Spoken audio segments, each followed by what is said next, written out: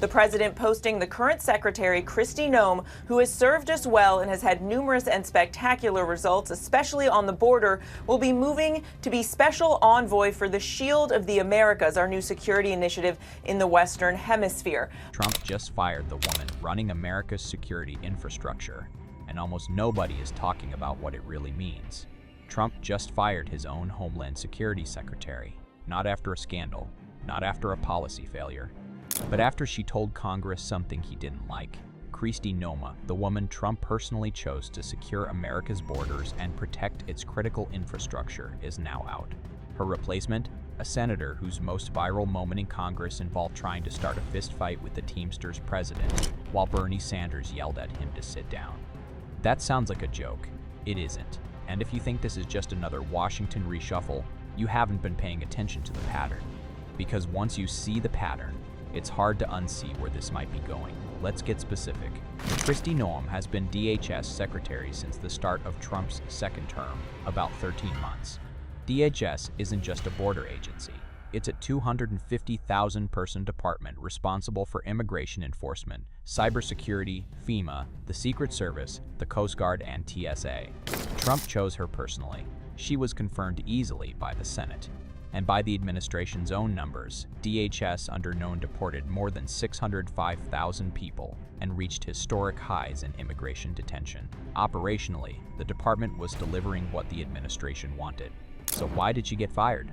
On March 3, 2026, Noem testified before the Senate Judiciary Committee. During that testimony, she stated that Trump personally approved a $220 million taxpayer-funded advertising campaign, one that prominently featured Noem herself riding a horse in front of Mount Rushmore. Trump's response? "I never knew anything about it." A White House official later told reporters he was, quote, "mad as a murder hornet." One day later, March 4th, Noem appeared before the House Judiciary Committee. During that hearing, she was asked whether she had ever had a sexual relationship with her top advisor, Corey Lewandowski. She refused to answer. At the same time, reporters were investigating a federal contract awarded to a company created 8 days before receiving the deal, a company connected to a former Republican political operative. Then came March 5th. Trump posted on Truth Social, Noem was out. Effective March 31st, her replacement, Senator Markwayne Mullin of Oklahoma, former MMA fighter. 3 years in the Senate, zero experience running anything close to a 250,000-person agency. Trump's reason for choosing him? He likes watching Mullin on cable news. Noem herself wasn't informed beforehand. She was literally in the middle of a speech at a law enforcement conference in Nashville when the announcement went public. She finished the speech. She never mentioned it. Instead, she was reassigned to lead something called the Shield of the Americas, a brand new Western Hemisphere security initiative announced days earlier at Mar-a-Lago. The mandate? Still being defined. From announcement to transition, 26 days. For the leadership of a 250,000-person security agency. And if this kind of sudden leadership change feels familiar, it should, because this department has seen this before. But before we get to that pattern, you need to understand what DHS actually controls. Most people hear Department of Homeland Security and think one thing, Border Patrol. But that's only a small piece of what DHS actually does. DHS quietly controls some of the most critical systems in the United States. It oversees CISA, the Cybersecurity and Infrastructure Security Agency. That agency protects the country's power grid, financial networks, water systems, and election infrastructure from cyber attacks. DHS oversees FEMA, the agency responsible for responding to every major natural disaster. It oversees the Secret Service, it oversees the Coast Guard, it oversees TSA, which controls airport security across the entire country. This department sits at the center of America's logistics and security infrastructure. And agencies like this depend on one thing more than anything else: stability. Because when leadership changes suddenly at the top, 3 things happen almost immediately. First, long-term planning stops. No one is making 12-month decisions if they don't know who will be making the calls in 60 days. Second, the people who actually know how the system works start leaving. Senior officials quietly update their resumes. Institutional knowledge walks out the door. And third, the people who remain stop focusing on the mission.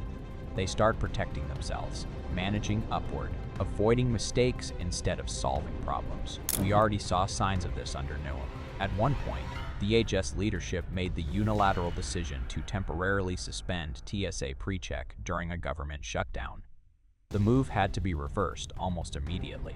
Internal officials reportedly described the situation inside the department as unreal, now that the same department has 26 days to absorb a full leadership transition. Markets notice that, adversaries notice that, and historically, this kind of instability tends to follow a very specific pattern.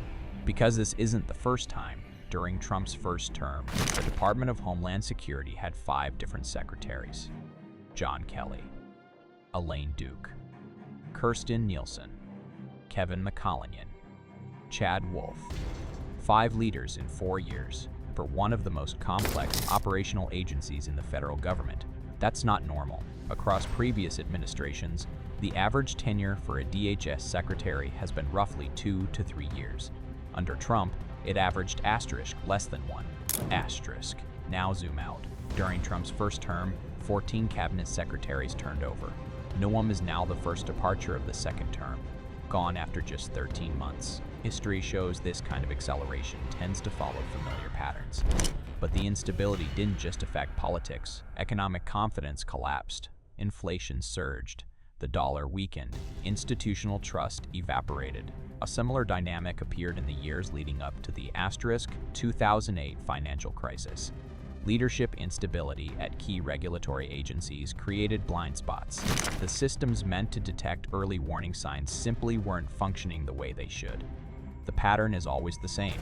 Instability at the top creates uncertainty below, and uncertainty is one of the most destructive forces in any economic system. Because with bad policy, at least you know what you're dealing with. With instability, nobody knows what comes next, and when leadership keeps changing, the people inside institutions stop trying to run them. They try to survive them. Signals get missed, warnings arrive late, and small problems turn into bigger ones. Which brings us to what makes this moment different. Because this firing didn't happen in isolation, it happened during a partial government shutdown, a contested DHS funding fight, federal workforce reductions, and rising all hitting the same institutional system at the same time. There are 3 possible outcomes. 1 optimistic global trade tensions, multiple pressure points, 1 likely, one that nobody in Washington wants to say out loud. Scenario 1. Mullin is confirmed quickly. He proves more capable than expected. The transition stabilizes the department. DHS absorbs the shock and continues operating normally. Possible, not the most likely scenario, but possible. Scenario 2. The department experiences a slow internal slowdown. Senior officials leave. Coordination weakens. A cybersecurity incident, supply chain disruption, or natural disaster hits during the transition period, and the response is slower than it would have been under stable leadership.